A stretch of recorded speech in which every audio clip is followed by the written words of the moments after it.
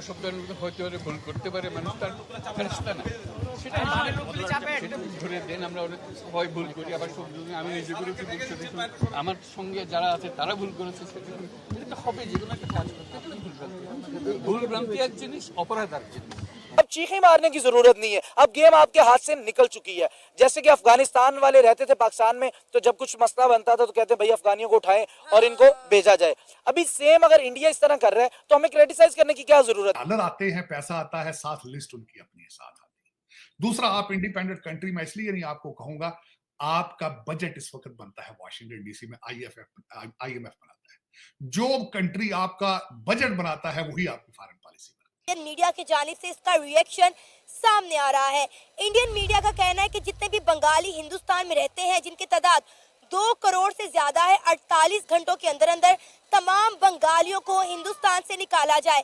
अफगानिस्तान के जो तालिबान है उनकी तरफ से स्टेटमेंट आई, उन्होंने बोला है कि पाकिस्तान की ये जो बुरी हालत है इसके जिम्मेदार पाकिस्तानी खुद हैं। ये जो ब्लेम कर देते हैं जी इंडिया जिम्मेदार है या अमेरिका या अफगानिस्तान, इंडिया इसका जिम्मेदार नहीं। आप ये तालिबान की स्टेटमेंट से एग्री करते हैं? Foreign policy total Washington DC में बनती है।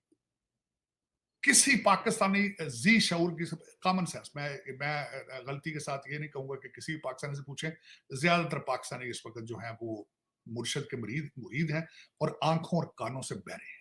सबके जिम्मेदार हम खुद हैं। जबरदस्त। जैसी अवाम वैसे हुक्मरान, इस सब के जिम्मेदार हम हैं। कौन करप्शन कर रहा है, कौन करप्शन नहीं, एक छोटे से छोटे ओहदे वाला, जो छोटे से छोटे ओहदे वाला बंदा ना, वो भी करप्शन कर रहा है। बांग्लादेशियों ने अब जब इनकलाब आता है ना, तो भाई वो किसी भी मुल्क में हो, वो अपने मुल्क की हद तक रहना चाहिए। जब आपके घर में कोई मसला होता है, आप उसको अपने घर में सॉल्व आउट करें। ये नहीं कि आप पूरे महल्लों को कहें कि भी तू भी निकल, तू भी निकल, तू भी। ये काम नहीं होना चाहिए। ये किया बांग्लादेशियों ने, और उसका जो रिएक्शन और जो जैसे पब्लिक उनकी अब इंडियन रिएक्ट कर रही है, ये इस तरह की उम्मीद रखनी चाहिए थी बांग्लादेश को। अब $210 तक उसकी वैल्यू लेके आ जाए, आपके हालात ठीक हो जाते हैं। लेकिन वो फिर आपके दुबई के प्लाजों का क्या बनेगा? आपकी रूलिंग एलीट के बच्चे जो टोरंटो और लंदन में बैठे हैं, जिनका खर्चा पाउंडों और डॉलरों में, उनका क्या? उतने हमारे लिए गिरजाघर भी अजीज है, उतने ही गुरुद्वारे हैं, उतने ही मंदिर हैं, क्योंकि वो आपके दिल के करीब है। भाई मेरी मस्जिद का कोई एक पत्ता तोड़ेगा, मुझे नहीं अच्छा लगेगा, वो चाहे मुसलमान तोड़े चाहे हिंदू तोड़े। इसी तरह अगर हिंदू की, अगर आप उसके मजहब के साथ अगर आप कुछ ना कुछ छेड़खानी कर रहे हैं, आप उनको डिमोलिश कर रहे हैं, आप तोड़ रहे हैं, तो वो कैसे बर्दाश्त करेंगे। सबसे पहली बात है कि इंडिया इस वक्त जिस तरक्की की जिस राह पे पड़ा हुआ है ना, वो हम जो मर्जी करते रहे ना, वो अपने आप को बिल्कुल स्टेट चला रहे हैं, अपने ट्रैक पे चढ़ गए, ट्रैक पे हैं, बिल्कुल एग्जैक्टली अपने ट्रैक पे हैं। उनकी अपनी साथ आती है। दूसरा, आप इंडिपेंडेंट कंट्री में इसलिए नहीं आपको कहूंगा, आपका बजट इस वक्त बनता है वाशिंगटन डीसी में, आईएमएफ बनाता है। जो कंट्री आपका बजट बनाता है वही आपकी फॉरेन पॉलिसी बनाता है। सिंपल है। किसी से पूछ लेंगे, दुनिया के किसी पढ़े लिखे जिसके पास पॉलिटिकल पीएचडी इकोनॉमिक्स की है, उससे पूछें। किसी से पूछें जिसके पास पॉलिटिकल साइंस की पीएचडी, उससे ये पूछें कि जो कंट्री आपका बजट बना रहा है, how can you separate your foreign policy from that country. इस वक्त आपका foreign policy total Washington DC में बनती है। किसी पाकिस्तानी जी शऊर की कॉमन सेंस, मैं गलती के साथ ये नहीं कहूंगा कि किसी पाकिस्तानी से पूछें, ज्यादातर पाकिस्तानी इस वक्त जो है वो मुर्शद के मुरीद हैं और आंखों और कानों से बहरे हैं। गाना उनके कान काम करते हैं, ना आंखें काम करती। इसके अलावा अगर कोई पढ़ा लिखा बंदा है, उससे पूछें मोहसिन नकवी साहब कौन है, वो हल्का हल्का है, किसी को पता है कि वो कहां से आए हैं, नाजल हुए हैं ऊपर से, फरिश्ते हैं, क्या है। दूसरा चीमा साहब, उसमें मैं ये बताना चाहूंगा कि आपका शहबाज शरीफ साहब का पांचवी मुलाकात है एमबीएस के साथ, 5वीं मुलाकात। और चीमा साहब, दर हकीकत अगर देखा जाए तो दुख के साथ कहूंगा, आपके ग्रास रूट इश्यू को अभी तक किसी आपके रूलिंग एलीट में से किसी बंदे ने उसको टच ही नहीं किया उसको।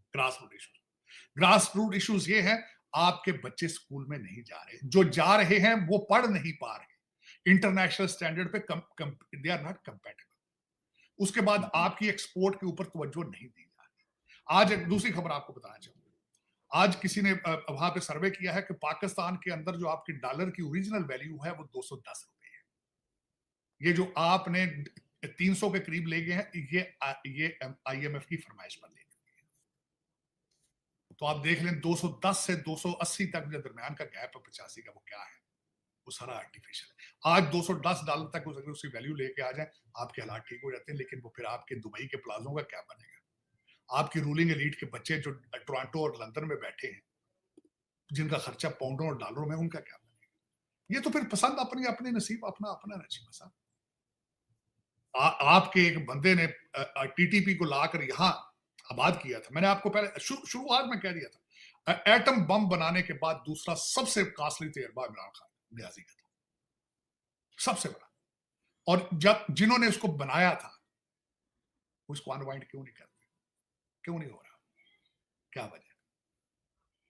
ये चीमा साहब, ये पाकिस्तान की तबाही जिन्होंने की थी, जब तक आप सजा, जिस सोसाइटी में सजा जजा नहीं, चीमा साहब मैंने कई दफा कहा था, ये बड़ी पुरानी बात हर बंदे को पता है। जब जर्मन तैयारों ने साया कर दिया था लंदन के ऊपर, इतने आ गए थे, तो नीचे विंस्टन चर्चिल ने कहा था, अगर अदालतें इंसाफ दे रही हैं तो हमें नथिंग रॉन्ग विद इंग्लैंड। आपकी अदालतें क्या है? Good to see you. मेरी सास आपको बहुत याद करती हैं, आलू के पराठे बना रही हैं आपके लिए। Good to see you, good to see you. शर्म ही कोई नहीं। अब आपके जजों की अपॉइंटमेंट है आजकल होने वाली है। आजकल एक सुना है किसी नए सुप्रीम कोर्ट में भी सीधे कहते ना, सिपाही नहीं भर्ती करना, कहते सीधे ही जज। कई वकीलों दी लिस्टां बढ़ रही, कुछ हाई कोर्ट से जाएंगे, कुछ सुप्रीम कोर्ट से। चल चीमा साहब, कोई नहीं, आपने 77 साल, मैं कहता हूं, मुझे मुल्क ऐसे देखे, मुल्क कई हैं, आप जिबूती है, सोमालिया है, कई ऐसे टूटे फूटे मुल्क हैं, आप जैसे, कोई ऐसी बड़ी बात नहीं। आप इस वक्त लीबिया और इराक के आसपास हैं, अगर इंटरनेशनल स्टैंडर्ड देखा जाए। लेकिन चीमा साहब, उन लोगों का क्या कसूर था जिनको आपने भारत से बुलाया था, जो अपने बहनों माओ की कुर्बानियां देख रहे थे? क्या किया उनका? क्या कसूर था? क्या किस मुंह से उनको फेस करेंगे आप? जो यहां से सिख उधर गए थे, यहां से लूट मार।